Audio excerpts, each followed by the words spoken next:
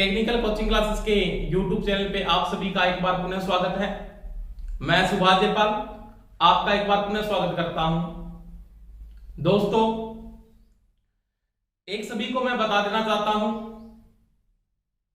कि 22 तारीख तक आपका एक बन के स्टार्ट हो जाएगा।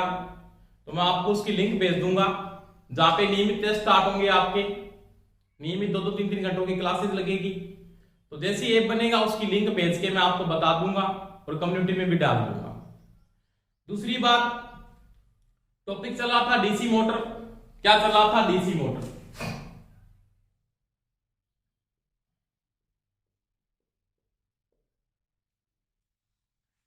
डीसी मोटर में अपने कल जो टॉपिक पढ़ा था ना, वो दक्षता के बारे में पढ़ा था। एक सभी को मैं बात बता देना चाहता हूं कि पूरा टॉपिक मैं कॉन्सेप्ट से कंप्लीट करवा रहा हूं। अगर फिर भी आपके कोई समस्या आ रही है ना, तो मेरे को कमेंट करके बता सकते हो कि सर हमारे ये प्रश्न समझ में नहीं आया। आप कमेंट बॉक्स के अंदर भी प्रश्न को डाल सकते हो, मैं आपको उसका आंसर दूंगा। परंतु ये चीज का ध्यान रखना, क्लास के टॉपिक आप कंप्लीट करो, फिर आप कोई भी एग्जाम में प्रश्न आया वो करके देखो, फिर मेरे ख्याल से कोई समस्या नहीं हो रही। अगर फिर भी कोई समस्या हो रही है आपके, तो मेरे को कमेंट करके बता सकते हैं कि सर हमारे को ये क्वेश्चन नहीं आया क्लास लगाने के बावजूद भी। परंतु ऐसा होगा नहीं लगभग। तो समझ में आ गई दोस्तों मेरी बात? तो नियमित क्लास अटेंड करना शुरू कर लो, नोट्स बनाएं, साथ साथ में अपने खुद के नोट्स तैयार करें और न्यूमेरिकल करके देखो। वैसे मैं न्यूमेरिकल की स्पेशल क्लास आपके लिए स्टार्ट करने जा रहा हूं। जल्दी से मैं बता दूंगा कि स्पेशल क्लास जो टॉपिक हुए हैं उनकी न्यूमेरिकल क्लासें भी डालनी शुरू कर दूंगा साथ साथ में। डीसी मोटर में अपने जो टॉपिक था वो दक्षता के बारे में कंप्लीट हो गया था। आज अपने पढ़ेंगे प्रवर्तक। इसके बारे में बात करेंगे, प्रवर्तक या इसको क्या बोलते हैं, स्टार्टर। क्या पढ़ेंगे? स्टार्टर। किसके? डीसी मोटर के। समझ में आ गई दोस्तों मेरी बात कि डीसी मोटर के स्टार्टर या प्रवर्तक क्या है और उसके बारे में उसकी आवश्यकता क्यों पड़ी, इनको क्यों यूज करते हैं, किस प्रकार से इनका यूज किया जाता है, पूरा कॉन्सेप्ट समझेंगे, कोई समस्या नहीं आने वाली।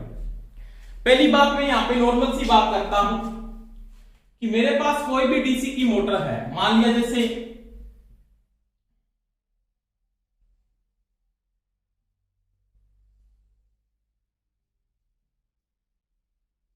ये मोटर, आपको पता है कौन सी मोटर है? तो ये सीरीज मोटर है जिसका नामांकन आपने किया D1 D2 से, A1 A2 से। समझ में आ गई दोस्तों मेरी बात? यहां से ये लोड करंट क्या लेगी? अंदर लेगी। ये इसका पॉजिटिव सिरा है और ये इसका क्या है? नेगेटिव। यहां से आपने क्या दिया? इसको BL दे दिया। तो ये डीसी कौन सी मोटर है? सीरीज मोटर है। तो डीसी की सीरीज मोटर को स्टार्ट करना है, तो स्टार्ट करने के लिए किसकी आवश्यकता पड़ेगी? प्रवर्तक या किसकी आवश्यकता पड़ेगी? स्टार्टर की आवश्यकता पड़ेगी। उसके बाद आपने कौन सी मोटर पढ़ा? जैसे मेरे पास शंट मोटर है,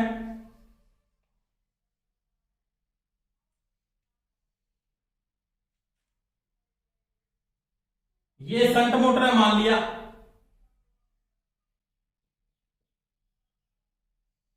जिसका नामांकन आपने A1 A2 से किया और इसका नामांकन आपने किया E1 E2 से।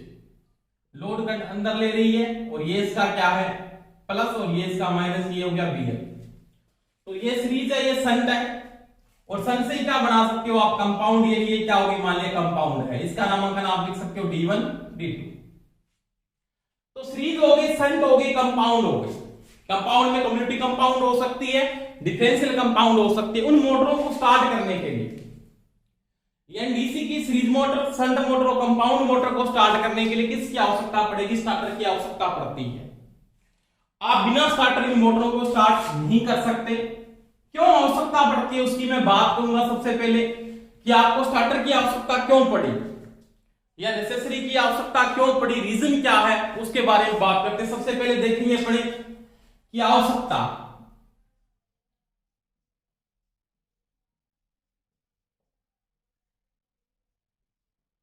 या नेसेसरी यानी स्टार्टर की आवश्यकता क्यों है। समझ में आ गई दोस्तों मेरी बात? तो पहली बात मैं यहां पे एक बात करता हूं कि जब मोटर आपकी रुकी हुई है, मोटर आपकी घूम नहीं रही, मोटर बिल्कुल क्या आपकी स्थिर है, यानी स्टार्टिंग के समय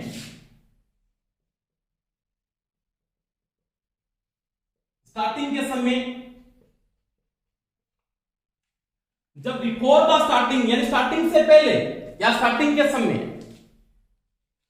मोटर का जो आर्मेचर है, मोटर के आर्मेचर में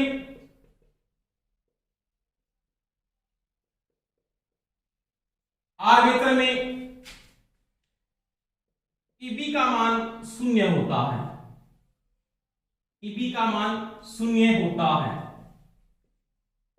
समझ में आई कि नहीं ये बात?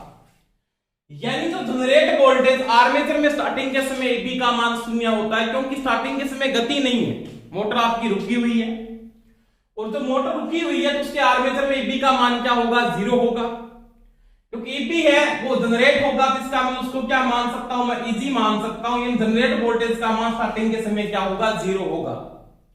क्यों? क्योंकि स्टार्टिंग के समय गति नहीं है, गति का मान स्टार्टिंग के समय आपके पास क्या है? 0 है। स्टार्टिंग क्या, मोटर रुकी हुई है, उसको स्टार्ट करोगे फिर आप,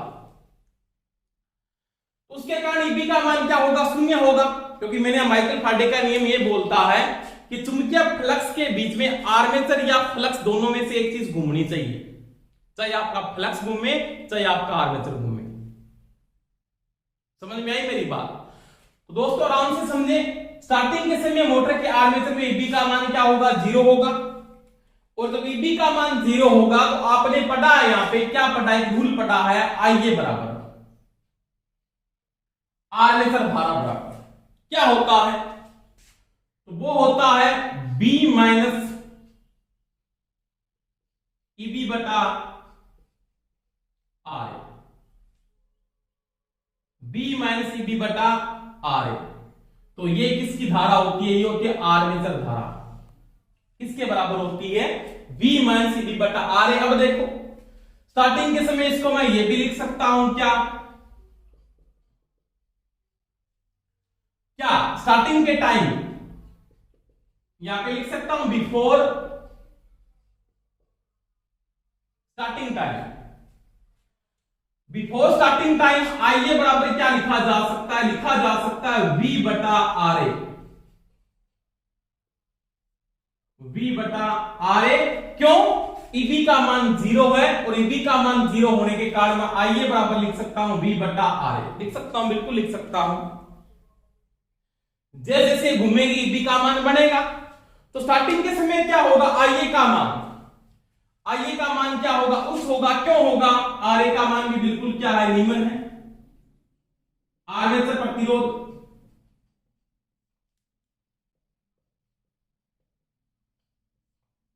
निम्न होता है। क्या होता है? निम्न होता है। आर्मेचर रेजिस्टेंस का मान बिल्कुल क्या होता है? लो होता है। ईबी का मान क्या है? 0 है। दूसरी बात मैं यहां पे ये भी लिख सकता हूं, क्या आर्मेचर का प्रतिरोध, इसका आर्मेचर का प्रतिरोध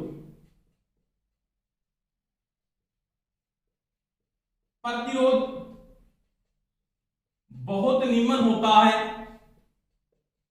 या बिल्कुल क्या होता है? लो होता है,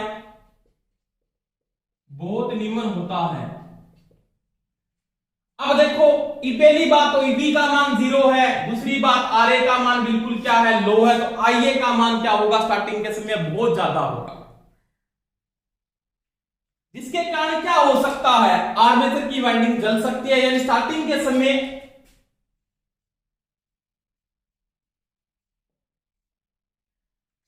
समय नोट करेंगे, साथ साथ में कोई समस्या नहीं आएगी।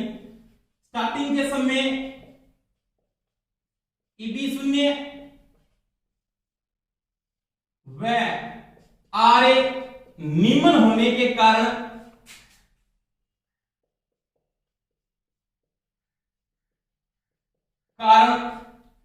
आईए का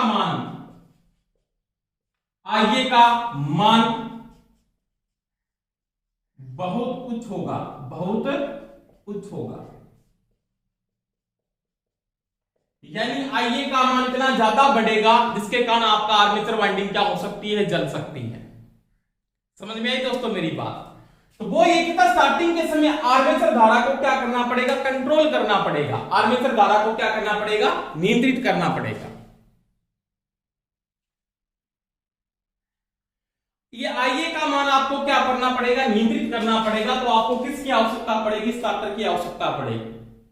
यानी आपको क्या करना पड़ेगा? IA का मान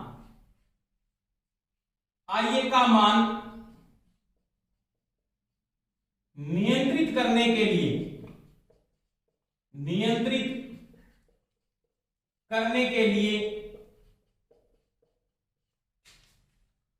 परिवर्तक की आवश्यकता पड़ेगी। आवश्यकता होगी। समझ में आई दोस्तों मेरी बात? यानी यहां पे 2-3 बातें आपने की है।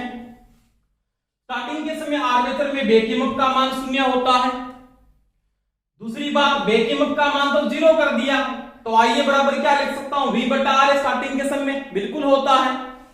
दूसरी बात, आर्मेचर का जो रेजिस्टेंस है वो भी बिल्कुल क्या है? निम्न है। यानी जो आर्मेचर का प्रतिरोध है उसका मान भी बिल्कुल क्या है? निम्न है। तो आर्मेचर का रेजिस्टेंस अगर बिल्कुल निम्न है तो क्या होगा?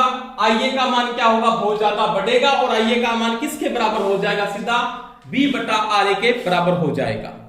IA बराबर क्या होगा? V/RA सीधा हो जाएगा, जिसके कारण आर्मेचर का जो रेजिस्टेंस है बिल्कुल क्या होता है? लो होता है। मैंने यहाँ पे लिखा है RA का मान निम्न होने के कारण IA का मान बहुत ज्यादा क्या हो जाएगा? उच्च हो जाएगा। और उस धारा के कारण आपकी आर्मेचर वाइंडिंग क्या हो सकती है? जल सकती है। तो स्टार्टिंग के समय आर्मेचर धारा को नियंत्रित करने के लिए, स्टार्टिंग के समय, क्योंकि रनिंग अवस्था में तो क्या जनरेट हो जाएगी? भी जनरेट हो जाएगा। तो स्टार्टिंग के समय आर्मेचर धारा को नियंत्रित करने के लिए आपको क्या करना पड़ेगा? देखिए यहां पे आराम से बात कि जैसे मेरे पास डीसी की कौन सी मोटर है? सीरीज मोटर है, या आपके पास शंट मोटर है, उसकी आपको आर्मेचर धारा को क्या करना पड़ेगा? कंट्रोल करना है। जैसे मेरे पास एक शंट की मोटर है, ये शंट मोटर है,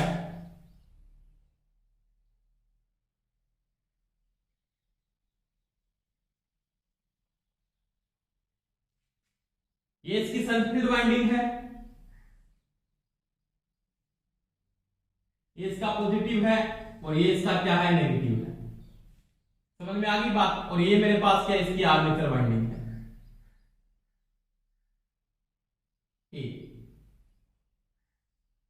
इसका नामांकन A1 A2, इसका नामांकन E1 E2। यहां से ये लोड करंट क्या ले रही है? अंदर ले रही है। अब देखो आराम से, स्टार्टिंग के समय आर्मेचर वाइंडिंग को कंट्रोल करना है तो इसके श्रेणी क्रम में क्या लगाऊंगा? रेजिस्टेंस लगा दूं इससे, ये रेजिस्टेंस। अब यहां पे इसको स्टार्टिंग के समय क्या करना पड़ेगा? कंट्रोल करना पड़ेगा। तो स्टार्टिंग के समय रेजिस्टेंस का मान क्या रखूंगा? उच्च रखूंगा। यानी कोई कंडीशन मान लो, यहां पे कंडीशन है, मान ली इसकी 1 नंबर कंडीशन है ये, और ये इसकी कौन सी कंडीशन है? इसकी ये 2 नंबर कंडीशन है, ये वाली। और स्टार्टिंग के समय मैंने इसको 1 नंबर कंडीशन पे जोड़ रखा है, तो ये रेजिस्टेंस स्टार्टिंग के समय जड़े, क्योंकि स्टार्टिंग के समय आपको IA को कंट्रोल करना है, क्योंकि स्टार्टिंग के समय IA बराबर क्या है? तो वो V/RA है। तो स्टार्टिंग के समय जो RE यहां पे क्या करें? इंटर करवाओ। RE का मान आप क्या कर दो? यहां पे इंटर कर दो, क्योंकि श्रेणी क्रम में RE सीधा जुड़ेगा। IA क्या होगा? स्टार्टिंग के समय कंट्रोल हो जाएगा, परंतु जैसे ही मोटर में EB जनरेट हो जाता है या EB बन जाता है तो IA बराबर क्या हो जाएगा? फिर हो जाएगा V - EB/RA। ये कंडीशन है स्टार्टिंग की, और ये कंडीशन कौन सी है? इसकी रनिंग। समझ में आई दोस्तों मेरी बात? और जैसे ही आपका EB जनरेट हो जाए तो इस RA को आपको क्या करना पड़ेगा? यहां से कैंसिल करना पड़ेगा। तो मैं किस कंडीशन पे लेके चला जाऊंगा? इसको 2 नंबर कंडीशन पे ले जाऊंगा। तो वो यहां पे कहता है कि आपको स्टार्टिंग के समय एक रियोस्टेट जोड़ना है। किसके श्रेणी क्रम में जोड़ना? आर्मेचर के श्रेणी क्रम में जोड़ना है। वो स्टार्टिंग धारा को IA को क्या करेगा? नियंत्रित कर देगा। तो अपने को प्रवर्तक की आवश्यकता पड़ती है या किसकी आवश्यकता पड़ती है? स्टार्टर की आवश्यकता पड़ती है। अब देखो इसके मुख्य भाग की मैं अगर बात करूं स्टार्टर के, या इसके मुख्य भाग कौन कौन से होते हैं वो देखिए आराम से।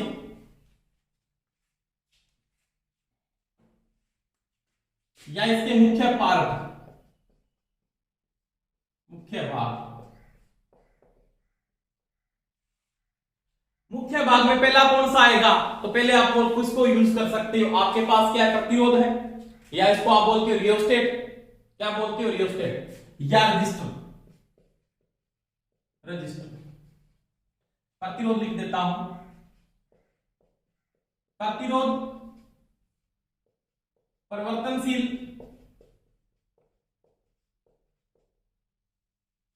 मान का। ठीक है, दूसरी बात इसके अंदर मुख्य भाग क्या आएगा, इसकी एनवीसी हो जाएगी। एक इसमें ओएलसी ओवरलोड कॉइल, जो किस टाइप होगी, चुंबकीय प्रकार की होगी, मैग्नेटिक टाइप होगी, डीमैग्नेटिक टाइप नहीं होगी, मैग्नेटिक टाइप। और चौथा कौन सा कर सकता हूं, इसका हैंडल। ये चार इसके मुख्य भाग। अब देखो ये जो प्रतिरोध है ना, रेजिस्टेंस, ये परिवर्तनशील मान का प्रतिरोध होता है। जैसे इस प्रकार से बने होते हैं अलग अलग कॉन्टेक्ट, जैसे एक कॉन्टेक्ट इसका ये हो गया, एक ये हो गया, एक ये हो गया, एक ये हो गया, एक ये हो गया, एक ये हो गया। इस प्रकार से रेजिस्टेंस बना होगा ऐसे ऐसे।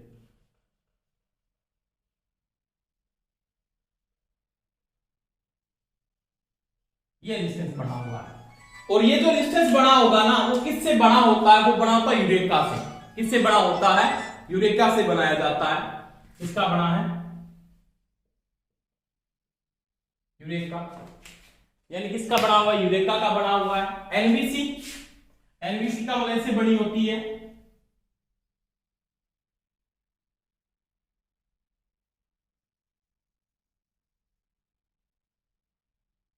ऐसे, इस प्रकार से वाइंडिंग की जाती है इसके प्रेस से। मोटे चालकता और कम टर्न के साथ बोलते हैं होल्डिंग कॉइल कहा जाता है इसको। क्या बोलते हैं, होल्डिंग कॉइल।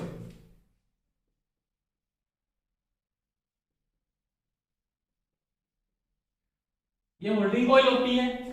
उसके बाद ये होती है ओएलसी ओवरलोड कॉइल। ये मैग्नेटाइज टाइप बनी होती है, मैग्नेटाइजिंग होती है।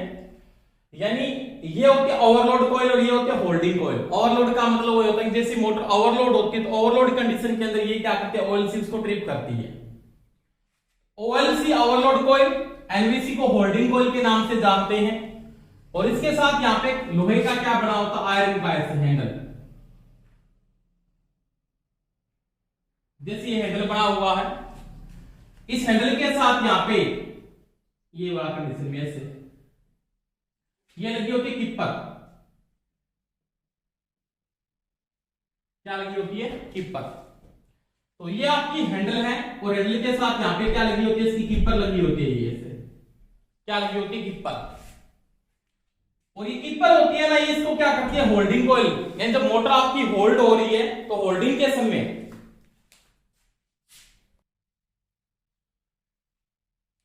देखो ये हैंडल है, हैंडल के साथ यहां पे क्या लगा होता है, किपर।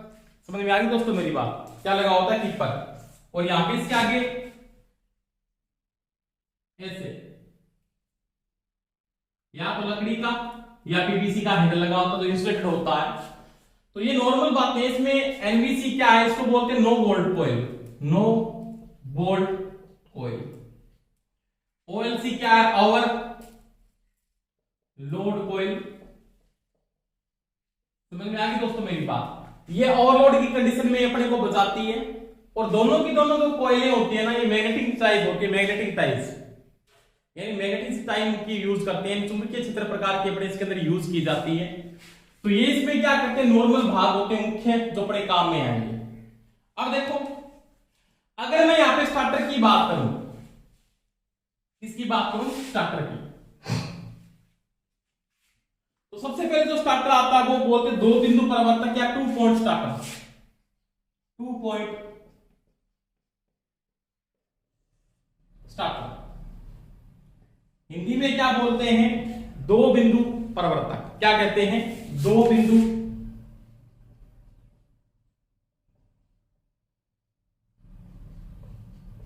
परिवर्तक, या इसको क्या बोलते हैं, 2 पॉइंट स्टार्टर। पहली बात, 2 पॉइंट स्टार्टर का उपयोग किस मोटर को स्टार्ट करने के लिए किया जाता है, वो चीज को नोट करना। इन दो बिंदु परिवर्तक का जो उपयोग है ना, वो डीसी की सीरीज मोटर, डीसी की श्रेणी मोटर के लिए उपयोगी है, उपयोगी है। समझ में आ गई बात। यानी आपको सीधा प्रश्न यहाँ पे वो ये पूछ सकता है डीसी की सीरीज मोटर को स्टार्ट करने के लिए किस स्टार्टर की आवश्यकता होती है, तो वो करते हैं 2 बिंदु परिवर्तक या 2 पॉइंट स्टार्टर। अब इसके अंदर क्या होता है, 2 बिंदु यानी 2 पॉइंट होते हैं। कौन कौन से, एक तो इसका बिंदु होता है एल, एक बिंदु होता है एल, और दूसरा कौन सा होता है इसका ए, यानी एल और ए, इसके ये 2 बिंदु काम आते हैं। समझ में आ गई दोस्तों मेरी बात। यानी डीसी की सीरीज मोटर को स्टार्ट करने के लिए 2 बिंदु परिवर्तक का उपयोग किया जाता है, और इसके अंदर 2 बिंदु होते हैं, तो एल बिंदु होता है इसका, एक और कौन सा होता है इसका ए बिंदु होता है। अब देखो 2 पॉइंट स्टार्टर का उपयोग किस प्रकार से किया जाता है वो अपनी बात करते हैं, आराम से समझेंगे, कोई समस्या नहीं आएगी। देखो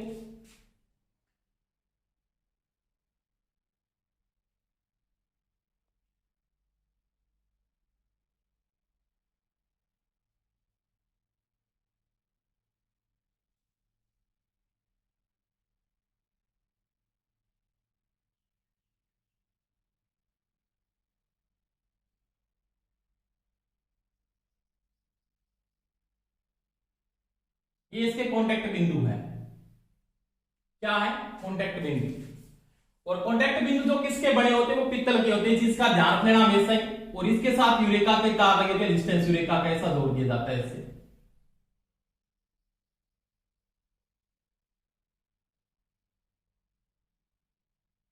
ऐसे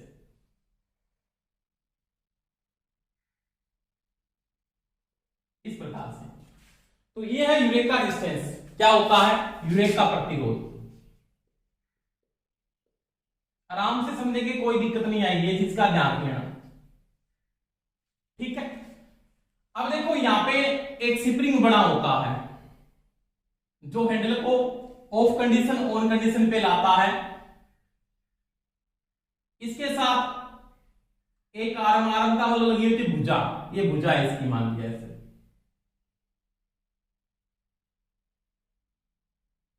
ठीक है। और यहां पे इसके साथ लगी होती है कीपर, ये कीपर है, ये कीपर,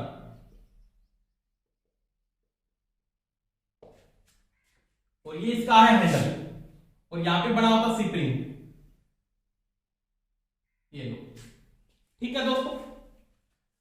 और इसके साथ ये जो कांटेक्ट होता है, ये कांटेक्ट बिंदु जो ये कांटेक्ट है ना इसका, और ये जो कांटेक्ट इसके बड़े, इसको स्टड बोलते हैं वैसे, ये स्टड है इनके कांटेक्ट बिंदु, ये स्टड ऐसे, जिनके साथ ये संपर्क बनाता है वो किसके बने होते हैं, सारे के सारे पित्तल के बनाए जाते हैं। ये स्टड है, समझ में आ गई दोस्तों मेरी बात। अब देखो इसके साथ यहां पे होल्ड करने के लिए होल्डिंग कॉइल यानी एनवीसी का उपयोग किया जाता है।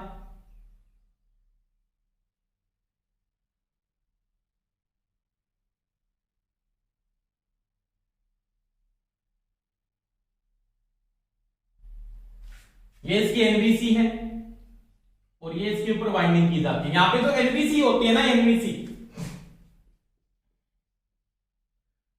ये मोटे चालक तार की बनाई जाती है, मोटे चालक तार की,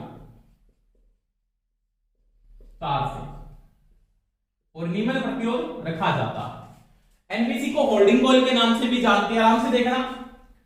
अब इसका जो ये कांटेक्ट बिंदु है ना, ये कांटेक्ट बिंदु ऐसे, ये सीधा,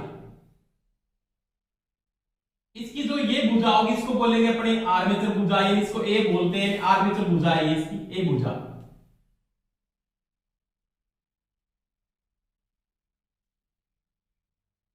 ये यहां पे मैंने नॉर्मल फील्ड वाइंडिंग को जोड़ दिया, इसका नामांकन D1 D2, इसके साथ मैंने आर्मेचर वाइंडिंग को जोड़ दिया है भुजा के साथ, तो ये आर्मेचर हो गया, इसका नामांकन आपको पता है A1 A2, और ये इस भुजा का नाम देते हैं अपने ए भुजा। कौन सी भुजा है, ए भुजा। अब देखो यहां पे इसके साथ ये भुजा, इसको बोलते हैं एल भुजा, ये लोड भुजा है, एल भुजा, ठीक है। यहां पे फ्यूज लगा हुआ है,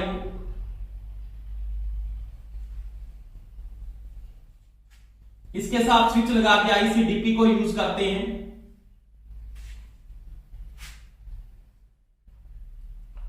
यहां पे भी स्विच लगा हुआ है, इसके साथ फ्यूज भी लगा देंगे।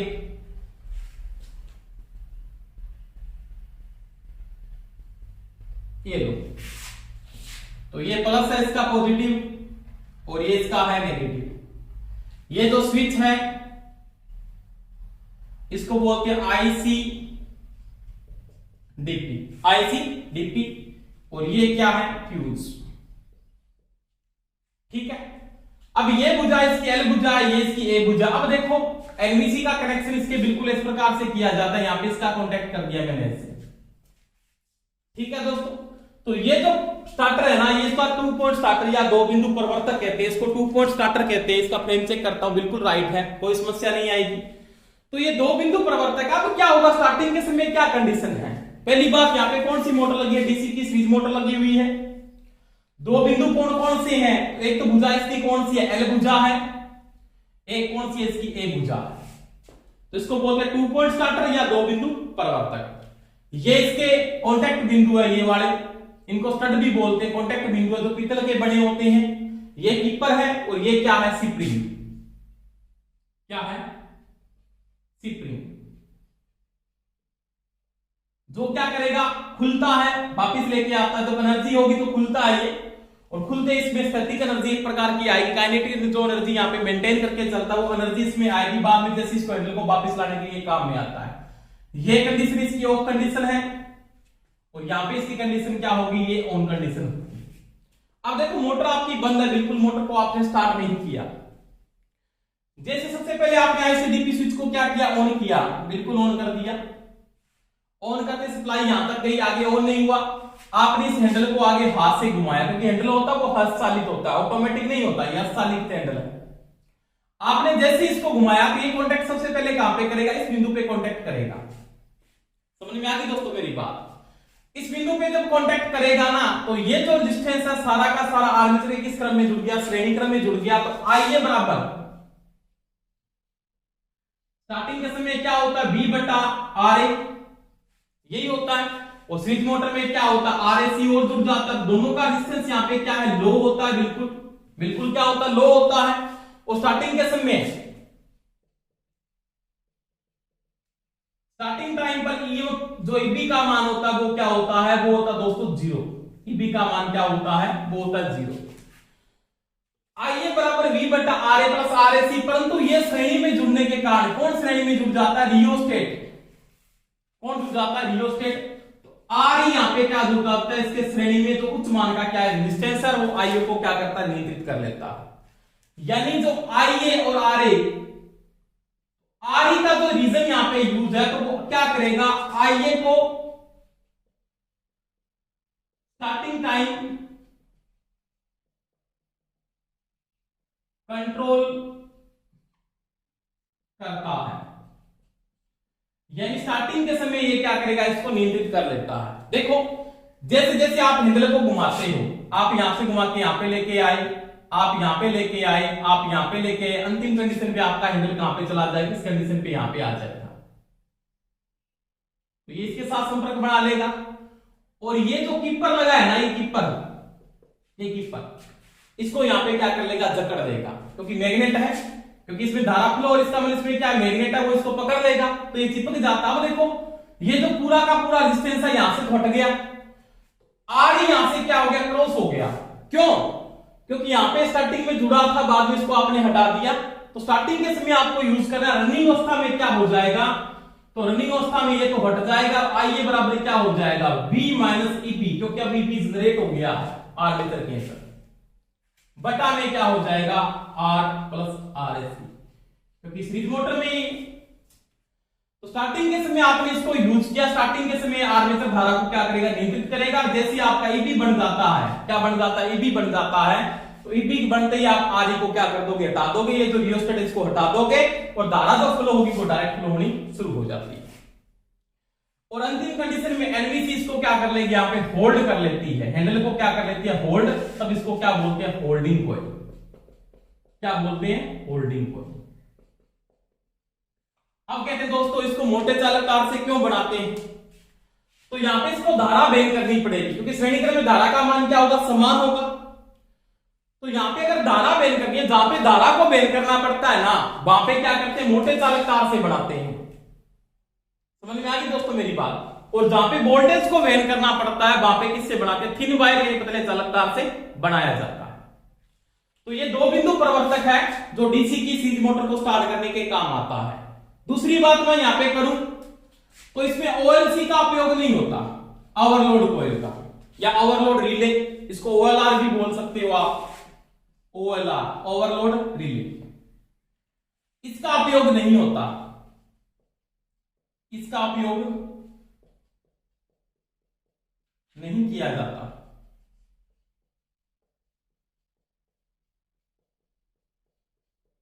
क्यों? डीसी की सीरीज मोटर में या 2 पॉइंट स्टार्टर में ओएलसी का उपयोग नहीं होता। कारण क्या है तो सभी को पता है, ओएलसी जो डीसी की सीरीज मोटर वो कभी ओवरलोड नहीं होती है, क्योंकि नोट लगा के लिख लेना, नोट।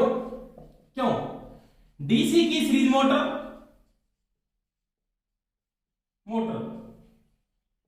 कभी ओवरलोड नहीं होती, क्योंकि इसको ओवरलोड ही चलाया जाता है ना, इसको लोड के साथ स्टार्ट करते हैं, क्योंकि जब लोड बढ़ेगा, लोड के साथ क्या बढ़ेगा, टॉर्क बढ़ेगा। क्यों? क्योंकि आईएल बराबर क्या होता है इसमें, आईएससी बराबर क्या होता है, आई, और टॉर्क समानुपाती होता है, तो टीए होता है वो किसके समानुपाती होता है, आईए इनटू में क्या होता है 5। तो लोड बढ़ेगा, लोड के साथ क्या बढ़ाएगी, टॉर्क बढ़ाती, तो सीरीज मोटर को लोड के साथ ही चलाते हैं, तो यह कभी ओवरलोड तो होगी नहीं, ओवरलोड ही चलाते हैं मोटर को, नॉर्मल सी बात है, लोड के साथ चलाते हैं, इसका मतलब ओवरलोड ही चलाते हैं। तो डीसी की सीरीज मोटर को ओवरलोड ही चलाया जाता है, इसलिए कहते हैं डीसी की सीरीज मोटर कभी ओवरलोड नहीं होती है। क्यों? क्योंकि इसका टॉर्क क्या होता है, बहुत ज्यादा होता है, लोड बढ़ने से इसका टॉर्क क्या बढ़ेगा, और लोड के साथ जो मोटर टॉर्क बढ़ाती है वो कभी ओवरलोड भी नहीं होती। तो ये ओवरलोड नहीं होती, इसके कारण इसमें ओएलसी का उपयोग नहीं होता। अगर मैं मान लेता हूं यहां पे अगर शॉर्ट सर्किट दोष आता है, कौन सा आता है, शॉर्ट सर्किट, तो शॉर्ट सर्किट से कौन बचाएगा, तो शॉर्ट सर्किट से कौन बचाएंगे, फ्यूज बचाएंगे। कौन बचाएंगे, फ्यूज, क्योंकि शॉर्ट सर्किट कंडीशन में कौन बचाता है, फ्यूज ही बचाता है। तो ये दोस्तों कौन सा था, 2 पॉइंट स्टार्टर, या इसको बोलते हैं दो बिंदु प्रवर्तक, जो डीसी की सीरीज मोटर को स्टार्ट करने के काम आता है।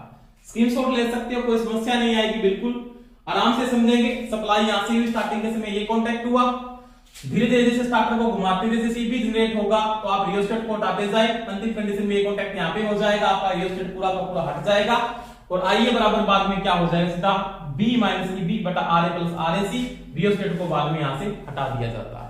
समझ में आ गई दोस्तों मेरी बात। तो डीसी की सीरीज मोटर को स्टार्ट करने के लिए 2 पॉइंट स्टार्टर का उपयोग करते हैं। इसके बाद देखो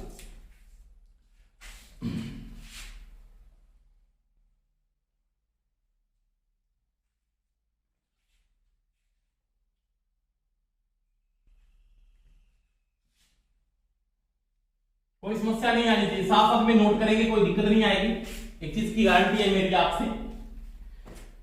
इसके बाद आता टॉपिक 3 पॉइंट स्टार्टर। 3 पॉइंट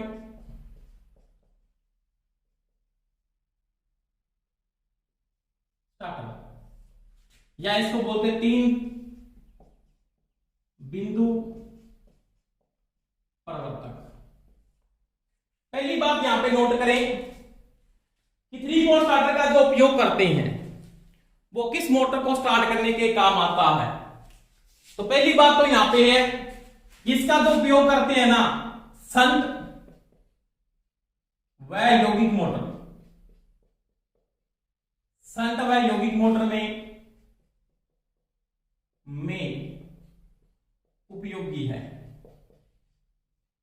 ठीक है, ये सीरीज मोटर को स्टार्ट नहीं करेगा। अब इसके 3 बिंदु कौन कौन से हैं, बिंदु का मतलब पॉइंट, एक तो होता है एल, एक होता है एफ और एक होता है ए, ये इसके 3 बिंदु होते हैं, एल एफ ए। समझ में आ गई दोस्तों मेरी बात। वही बात है, इसके अंदर कोई सिस्टम नहीं होगा, बिल्कुल सिंपल टॉपिक है इसका भी, देखो आराम से।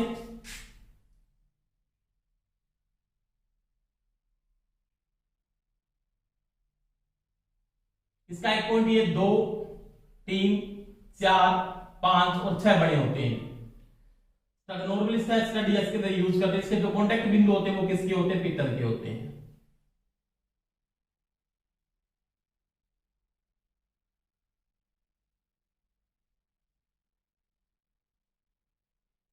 ठीक है, इसके कॉन्टेक्ट बिंदु है ऐसे। अब देखो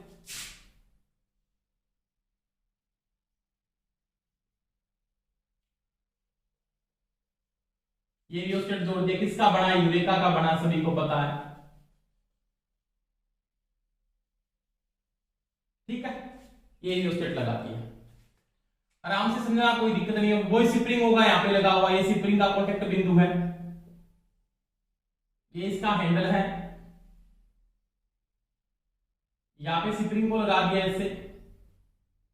स्प्रिंग का काम क्या होगा, ऑन कंडीशन में वापस क्या लेके आना, ऑफ पे लेके आना होता है। इसका आगे का जो ये कॉन्टेक्ट होता है वो पीतल का बना होता है, और यहाँ पे इसके साथ लगी होती है क्या, कीपर। ये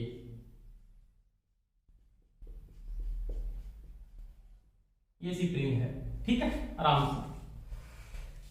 अब देखो इसके साथ यहां पे किसका उपयोग करते हैं, ओएलसी का उपयोग किया जाता है ऐसे।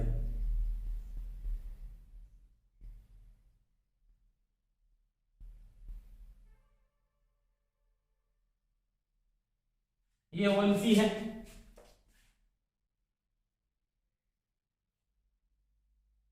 ठीक है, ये इसकी लोड भुजा।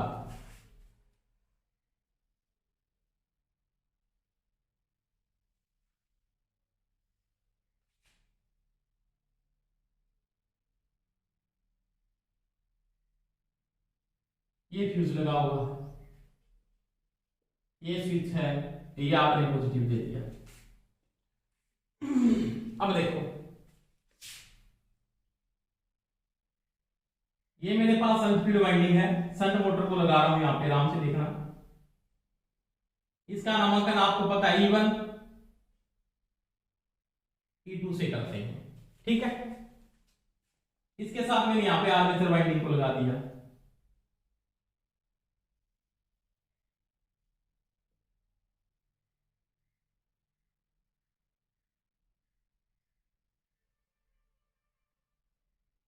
इसका नामांकन आपको पता है A1 A2 से करते हैं।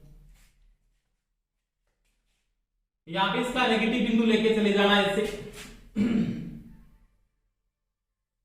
ये सिरा, ये भी इसके साथ जोड़ देना और ये भी इसके साथ जोड़ देना। यहां पे आपका स्विच बना होगा ये, और यहां पे क्या लगा, इसके साथ भी फ्यूज लगा है ऐसे। ठीक है, ये लो, ये इसका नेगेटिव है और यहां से सप्लाई दे रही हो डीसी।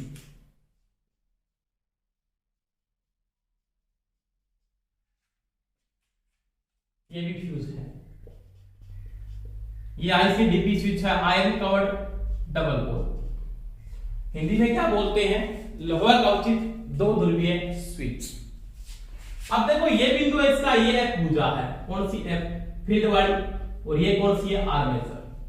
तो बिंदु 3 हो जाते हैं, कौन कौन से देखना आराम से।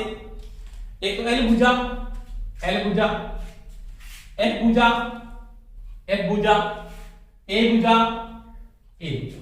कोई समस्या, कोई समस्या नहीं। अब देखो आगे तो इसका कनेक्शन करना है ना, यहां पे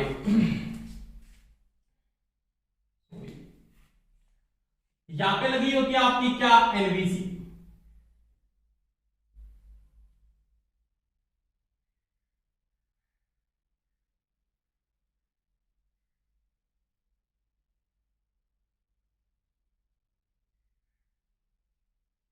ये एलवीसी है।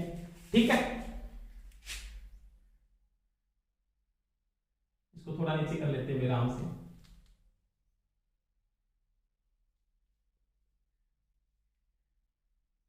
ठीक है, अब देखो ये एलवीसी है, ये एलवीसी के दो कॉन्टेक्ट बिंदु है ऐसे। आगे इसका रीजन बता दूंगा इनको कैसे यूज किया गया ऐसे। इसके नीचे भी एक इस प्रकार से कॉन्टेक्ट बिंदु बना होगा लोहे का, ये इसमें कीपर का काम करता है, यहां पे ये कॉन्टेक्ट होता है।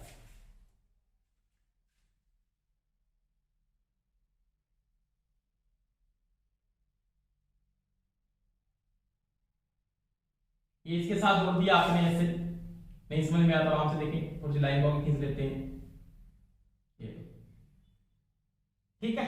और ये कॉन्टेक्ट मैंने यहां पे ऐसे कर दिया। करंट आपका ऐसे घूम रहा है, यहां से आएगा ऐसे घूमता हुआ किस में जाएगा, फील्ड में जाएगा। समझ में आ रही दोस्तों मेरी बात? यानी ये जो कॉन्टेक्ट आपने किया है ना, यहां से सीधा कॉन्टेक्ट आ रहा है और इस कॉन्टेक्ट को आपको कहां पे जोड़ना है, यहां पे जोड़ना है, इस बिंदु पर।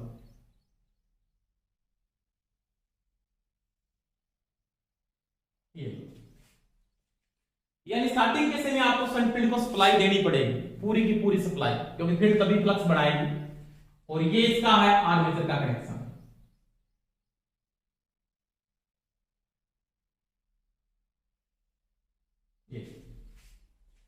ये तीन बिंदु प्रवर्तक क्या 3 पॉइंट क्या है, स्टार्टर है। आराम से देखना बात मेरी। स्टार्टिंग केस में आपने किसको जोड़ दिया, ओएलसी यहां पे लगी होती है, ओवरलोड कॉइल है, इसको बोलते हैं ओएलसी। पतले चालक तार अधिकतम के साथ बनाते हैं, और ये होती है एनबीसी। अब देखो एनबीसी यहां पे पतले चालक तार की होती है, ये चीज का ध्यान रखना, पतला चालक तार, ठीक है। अब एनबीसी को यहां पे पतले चालक तार की क्यों बनाते हैं, क्योंकि इसको यहां पे वोल्टेज सेंड करनी है, करंट सेंड नहीं करना, इसको धारा पे नहीं करनी, क्योंकि शंट के समांतर क्रम में जुड़ी हुई है, सॉरी शंट के श्रेणी क्रम में जुड़ी है, यानी शंट फील्ड के श्रेणी क्रम में जुड़ी है। वहां पे भी क्या है, सीरीज फील्ड के श्रेणी क्रम में थी, पर सीरीज फील्ड का रेजिस्टेंस क्या था, लो था। यहां पे ये शंट फील्ड के किस क्रम में जुड़ी है, देखो श्रेणी क्रम में जुड़ी है ऐसे, और शंट फील्ड का रेजिस्टेंस क्या ज्यादा है, और इसको यहां पे वोल्टेज सेंड नहीं करेगी, क्योंकि समांतर सप्लाई वोल्टेज से किस क्रम में जुड़ी है, समांतर क्रम में जुड़ी है। तो यहां पे इसको क्या सेंड करनी पड़ेगी, वोल्टेज सेंड करनी, इसको वोल्टेज सेंड करनी पड़ती है, तो वापस इसको किससे बनाते हैं, पतले चालक तार से बनाते हैं। ये चीज का ध्यान रख लेना। समझ में आ रही दोस्तों मेरी बात? अब देखो आप सबसे पहले क्या करोगे, आईसीडीपी स्विच को क्या कर दो, ऑन कर दो। मैंने यहां पे आईसीडीपी स्विच को क्या कर दिया, ऑन कर दिया। सप्लाई यहां से गई, यहां तक घूमती सप्लाई इधर आ गई, इस बिंदु तक सप्लाई आ जाती है। इधर सप्लाई शंट को सप्लाई आपको यहां से मिलेगी, तो शंट को सप्लाई ऐसे मिल रही है, आर्मेचर को इसके अंदर से ऐसे मिल रही है। स्टार्टिंग के समय जैसे हैंडल को घुमाओ तो हैंडल का कांटेक्ट इस बिंदु पे होता है, ऐसे ये हैंडल यहां पे आ जाता है। स्प्रिंग के विपरीत आप क्या लगाओगे, फोर्स लगाओगे, क्योंकि यहां पे हैंडल है, हैंडल से आप क्या लगाओगे, फोर्स लगाओगे इसे। यहां पे जैसे ही कांटेक्ट होता है तो फील्ड को डायरेक्ट सप्लाई मिलती है सीधी। ये देखो शंट फील्ड में धारा जा रही है, इसमें फ्लो रही आईएसएच, जा रही नहीं जा रही, बिल्कुल जा रही ऐसे। यहां से होती लाइन खींच लेता हूं, देखो यहां से आई, यहां से ऐसे आई, इसके अंदर से घूमती हुई ऐसे घूमती हुई ऐसे घूमती हुई यहां पे पहुंच गई, ठीक है। आर्मेचर को सप्लाई मिल रही है रियोस्टेट के माध्यम से ऐसे। तो क्या हुआ, स्टार्टिंग के समय टाइम आई ये बराबर क्या हो गया, V बटा I, ये हो गया, प्लस में रियोस्टेट श्रेणी क्रम में जुड़ गया RE, और EB का मान स्टार्टिंग के समय क्या था, 0 था, ठीक है। कोई दिक्कत है, कोई समस्या नहीं। अब देखो रनिंग अवस्था में क्या होता है कि जैसे मोटर स्टार्ट हो जाती है, रनिंग कंडीशन में जाती है, रनिंग टाइम पर आइए बराबर क्या हो जाएगा, तो आप हैंडल को घुमा के यहां पे आओगे, इस बिंदु पे आओगे, अंतिम कंडीशन पे कहां पे चले जाओगे, यहां पे आ जाओगे ऐसे। तो कीपर इसको क्या कर लेगी, जकड़ लेगी। अब कीपर जैसे इसको जकड़ लेती है तो आपका हैंडल यहां पे चला गया, यहां पे मोटर आपकी क्या होगी, होल्ड होगी। एनवीसी ने होल्ड कर लिया, क्योंकि एनवीसी में क्या मैग्नेटाइजिंग है, क्योंकि एनवीसी तो यहां पे यूज होती है वो मैग्नेटाइज यानी चुंबकीय प्रकार की यूज की जाती है। अब एनवीसी इसको क्या करेगी, होल्ड कर लेगी, और मोटर क्या हो जाएगी, स्टार्ट हो जाएगी। परंतु हुआ क्या, देखो एक बात देखो, ये जो रियोस्टेट है ना, अब यहाँ पे जो आईए बराबर हो जाएगा वो क्या हो जाएगा, तो आईए बराबर हो जाएगा V माइनस ईबी, क्योंकि भी बन गया यहाँ पे बटा RA, और RE यहां से क्या हो गया, हट गया, क्योंकि यहाँ पे RE तो यहाँ पे जुड़ा हुआ है, परंतु यहाँ पे जो RE था ना ये रियोस्टेट, वो तो यहां से क्या हो गया, हट गया। परंतु आरई आर्मेचर के श्रेणी में तो हट गया, परंतु जब ये कॉन्टैक्ट इस बिंदु पे हो जाता है ना, तो ये जो रियोस्टेट है वो किसके श्रेणी क्रम में जुड़ गया? संड के श्रेणी क्रम में। यानी स्टार्टिंग में जो संड में धारा थी ना, स्टार्टिंग टाइम जो संड में धारा थी, यानी जो आईएसएस था ना, वो क्या था? वो था बीएसएच बटा में आरएसएच। समझ में आई दोस्तों मेरी बात? क्योंकि स्टार्टिंग में डायरेक्ट सप्लाई मिल रही थी। अब क्या हो गया? आईएसएच बराबर में, तो वो हो गया बीएसएच बटा आरएसएच प्लस आरई, क्योंकि रियोस्टेट अब इसके साथ जुड़ चुका है। देखो यहां पे कांटेक्ट करोगे तो श्रेणी क्रम में इसके जुड़ने के बाद आपको संड को धारा ऐसे मिलेगी। समझ में आई दोस्तों मेरी बात? तो अब ये क्या होगा? रनिंग टाइम पर, इस टाइम पर, रनिंग टाइम पर आईएस जो होगा वो बीएस बटा आरएस प्लस में क्या होगा? आरई हो जाएगा। इसका मतलब संड की धारा बिल्कुल क्या हो जाएगी? नीमन। क्या हो जाएगी? नीमन। संड की धारा बिल्कुल क्या होगी? कम हो जाएगी। तो ये 3 पोल स्टार्टर का सिस्टम है। अब देखो, जैसी मोटर ओवरलोड होती है, अति भार होगी, अति भार की अवस्था में क्या होगा? आईएल बढ़ेगा। बढ़ेगा या नहीं बढ़ेगा? बिल्कुल बढ़ेगा। आईएल बढ़ेगा तो इसकी रेंज को सेट कर रखा है मैंने यहाँ पे, ट्रिपिंग रेंज को, इतने एम्पीयर के बाद मोटर को ट्रिप करना है। आईएल बढ़ेगा तो ओएलसी की धारा भी क्या होगी? बढ़ेगी। ओएलसी की धारा बढ़ेगी तो ओएलसी का क्या बढ़ेगा? फ्लक्स बढ़ेगा। तो ये क्या करेगी? जो यहाँ पे जो कॉन्टेक्ट है इसके प्लंजर को ऊपर खींचेगी, ऐसे अपनी ओर, इस कीपर को खींचेगी, तो ये कॉन्टेक्ट क्या होंगे? शॉर्ट हो जाएंगे ऐसे दोनों के दोनों। किसके कॉन्टेक्ट शॉर्ट करेगी? एनवीसी के। एनवीसी के कॉन्टेक्ट जैसे शॉर्ट होगी, धारा कैसे फ्लो होगी? एनवीसी में से आएगी। ये लो ऐसे। एनवीसी में कोई धारा फ्लो नहीं होगी, एनवीसी की वाइंडिंग में धारा नहीं फ्लो होगी, तो ये हैंडल को यहां से क्या कर देगी? छोड़ देगी, क्योंकि धारा नहीं फ्लो हो रही, इसमें चुंबकीय फ्लक्स नहीं बढ़ेगा। हैंडल को छोड़ेगी, स्प्रिंग प्रेशर लगाएगा, वापस क्या आ जाएगा? ये ऑफ पे आ जाएगा, मोटर क्या हो जाएगी? आपकी बंद हो जाएगी। ठीक है दोस्तों, तो ये है 3 बिंदु प्रवर्तक। परंतु क्या हुआ? इस स्टार्टर का उपयोग अपने शंट व यौगिक मोटर को स्टार्ट करने के लिए उपयोग करते हैं, परंतु इसमें एक दोष है। क्या है दोष? कौन सा? ट्रिपिंग। कौन सा दोष है? ट्रिपिंग दोष। जब इसके अंदर फील्ड नियंत्रण विधि, कौन सी? फील्ड स्पीड कंट्रोल मेथड का जब उपयोग करते हैं,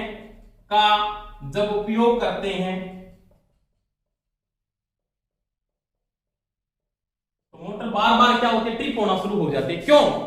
क्योंकि फील्ड कंट्रोल विधि में आप क्या करोगे? जैसे फील्ड वाइंडिंग होती है, यहाँ पे आपने देखा ना फील्ड कंट्रोल विधि में, जैसे ये शंट मोटर है, तो फील्ड कंट्रोल विधि में यहाँ पे रियोस्टेट और जोड़ा जाएगा ऐसे इसके श्रेणी क्रम में से। यानी फील्ड के श्रेणी क्रम में आप एक रियोस्टेट को ऐसे और जोड़ोगे यहाँ पे ऐसे, फील्ड कंट्रोल मेथड में, तो शंट का रेजिस्टेंस और ज्यादा बढ़ेगा। स्पीड कंट्रोल के अंदर और ज्यादा बढ़ेगा ना, तो धारा का मान, यानी जो आईएस का मान पहले से क्या नीमन है, वो और नीमन हो जाएगा। यानी आईएस का मान और कम हो जाएगा, और कम, यानी बहुत कम हो जाएगा, जिसके कारण एनवीसी इसके बिल्कुल किस क्रम में जुड़ी है? श्रेणी क्रम में जुड़ी है, उसका फ्लक्स भी बिल्कुल क्या होगा? कम हो जाएगा। तो ये हैंडल को होल्ड नहीं कर पाती, फिर मोटर बार बार क्या होती है? ट्रिप होती है, और ट्रिपिंग दोष के कारण ही 3 बिंदु प्रवर्तक का अपने प्रयोग नहीं करते, तब अपने इसका सुधरा हुआ रूप बनाते हैं। कौन सा? 4 पॉइंट स्टार्टर, या इसको बोलते हैं 4 बिंदु प्रवर्तक।